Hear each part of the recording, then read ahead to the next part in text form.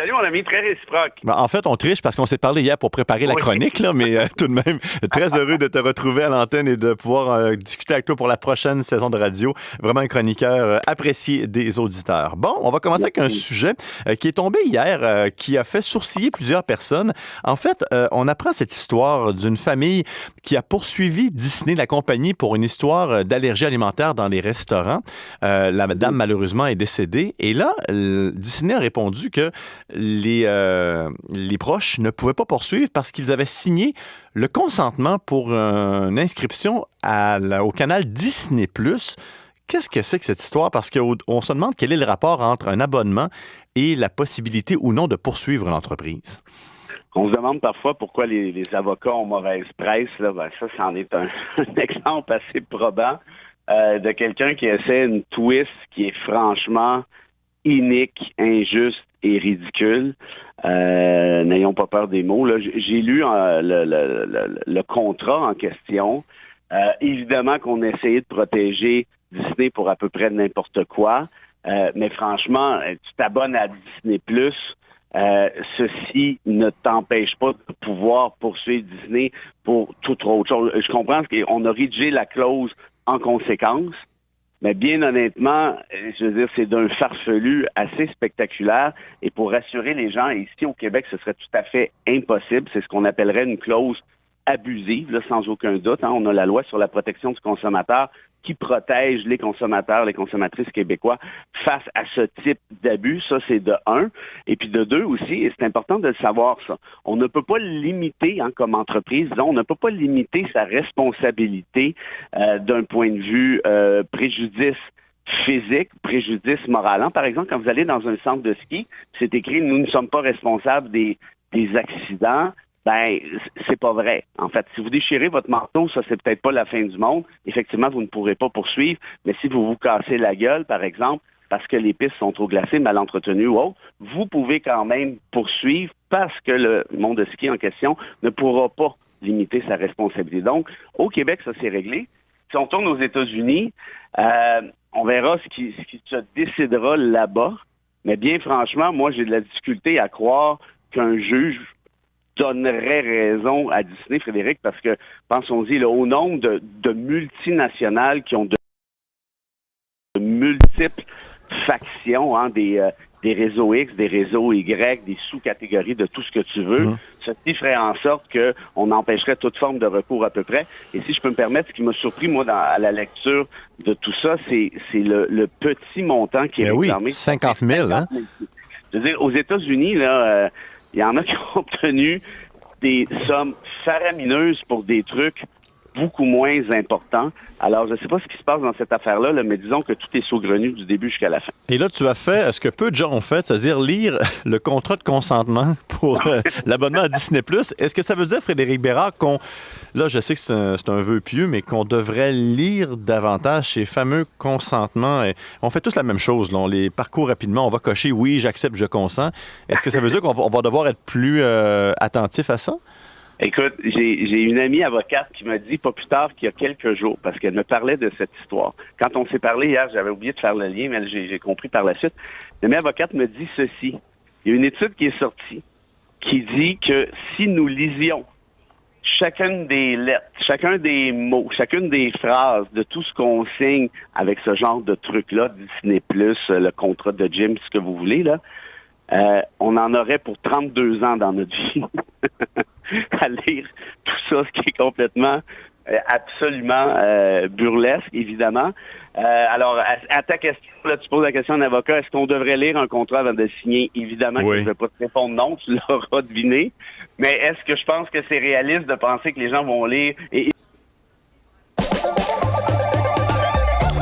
Alors, laisse encore savourer. 10, troisième heure de C'est jamais pareil.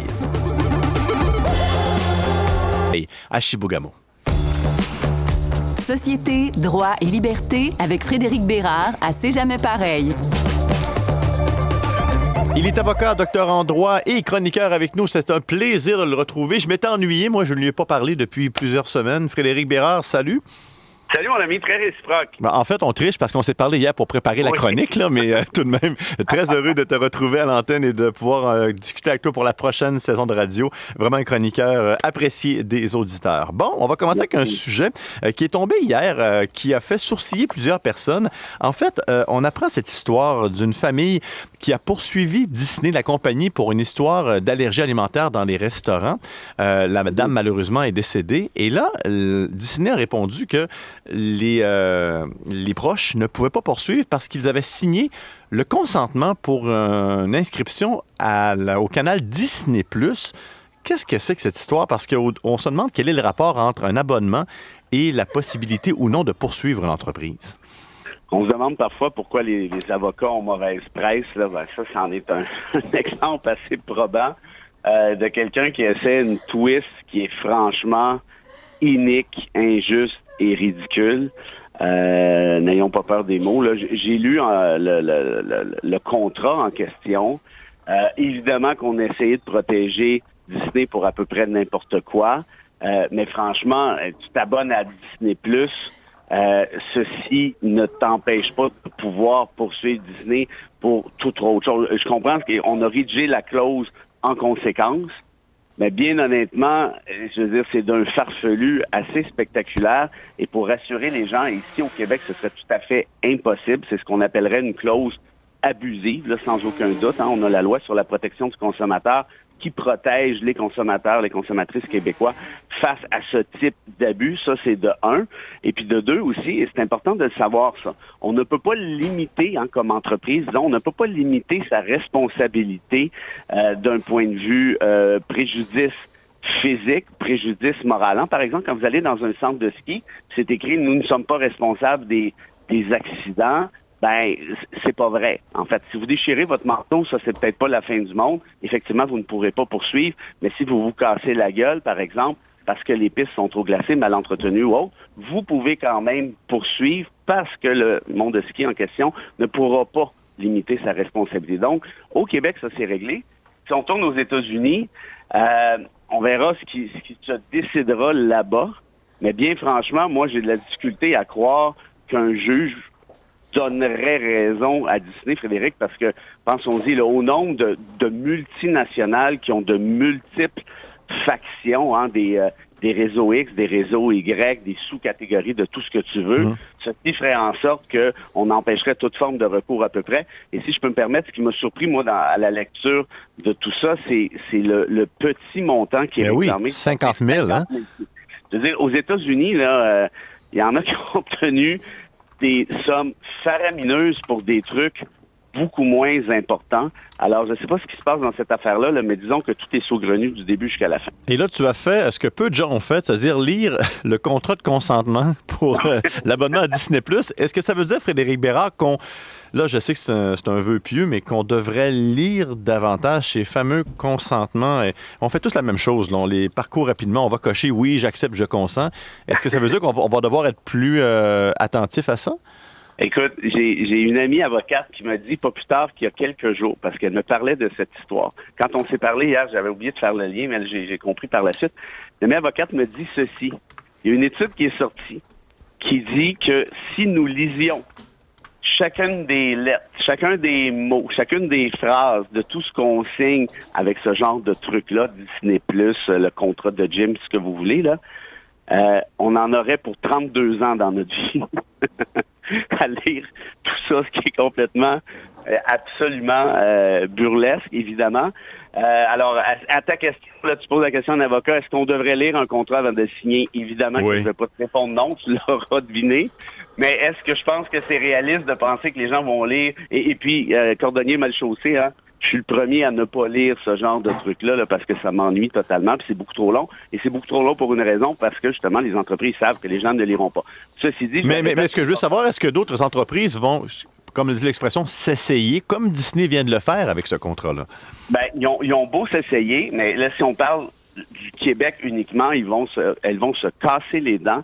Et très sérieusement, puis je le répète, la loi sur la protection du consommateur est claire.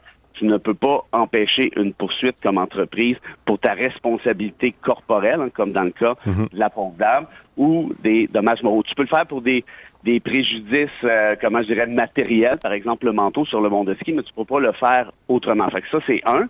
Et deux, il y a aussi ce qu'on appelle la clause abusive, comme je le disais. Est-ce que ceci est abusif? Ben là, ça me semble tomber sous le sens que la réponse est oui. Bon, changeons de sujet. Un dossier qui est tombé la semaine dernière et qui a fait réagir. On a fait des entrevues à ce sujet sur ce rapporteur spécial de l'ONU qui a analysé les conditions, en fait, de travail pour les travailleurs internationaux un peu partout au Canada. Et selon lui, il a été perturbé par certaines constatations. Il a même parlé d'esclavagisme contemporain, d'esclavagisme moderne pour certaines conditions de travail. Beaucoup de choses qui peuvent émaner de ce sujet-là. Tout d'abord, qu'est-ce que tu as pensé de ces conclusions? Ben, est-ce qu'il y a vraiment quelqu'un de surpris? Dans le sens où, et là qu'on fasse attention, il y a plusieurs agriculteurs qui sont exemplaires, et là je parle du Québec notamment, là.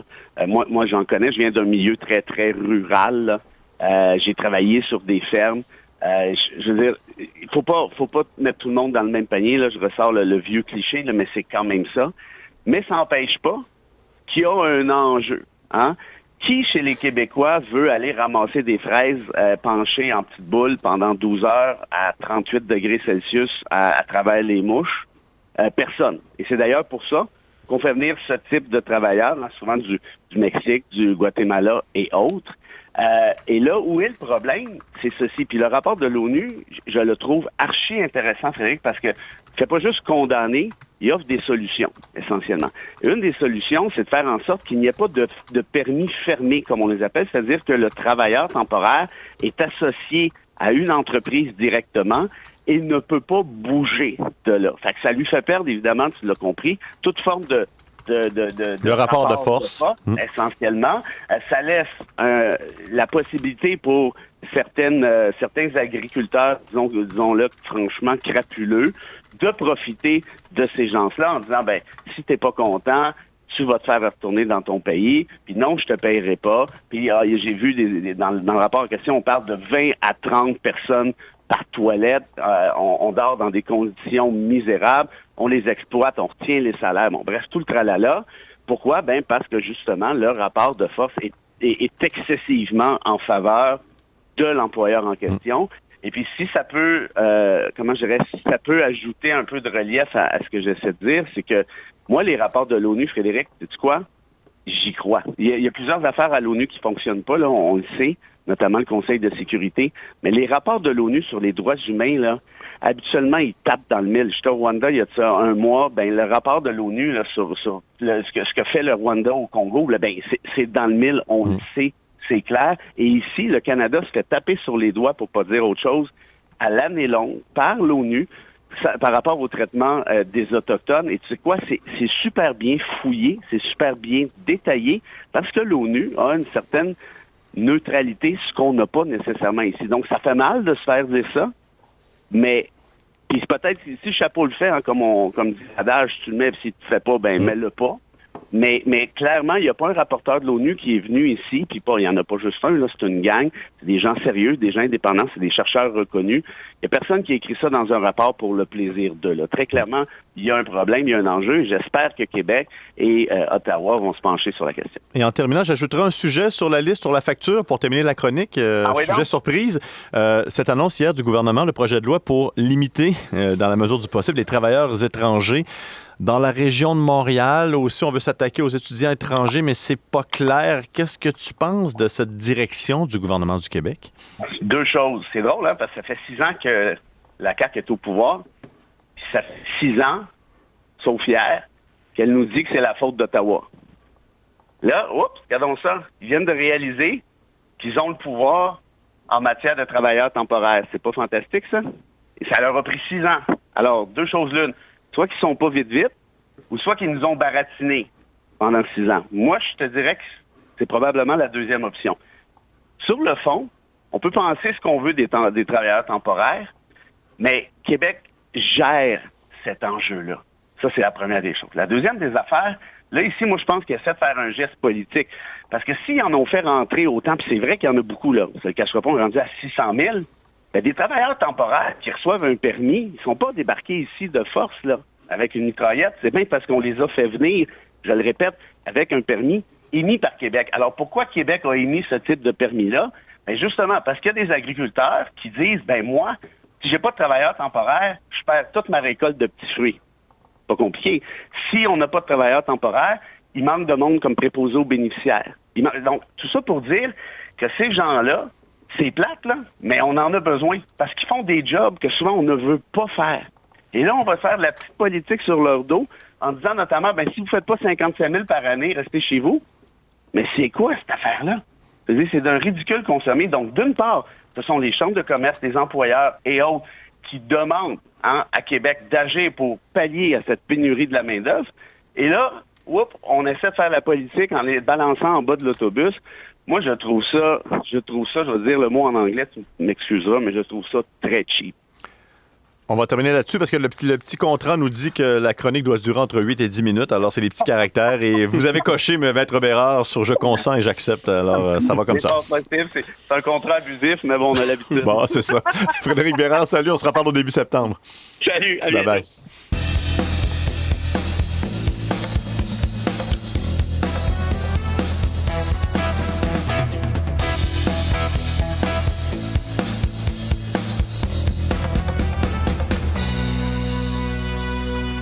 8h28 au sport hier. Victoire des Blue Jays de Toronto. 5 circuits dans cette victoire. Ça faisait longtemps qu'ils n'avaient pas fait cet exploit. Victoire de 10-3 contre les Reds de Cincinnati. La dernière fois qu'ils avaient fait ça, c'était face, devinez, aux Reds de Cincinnati.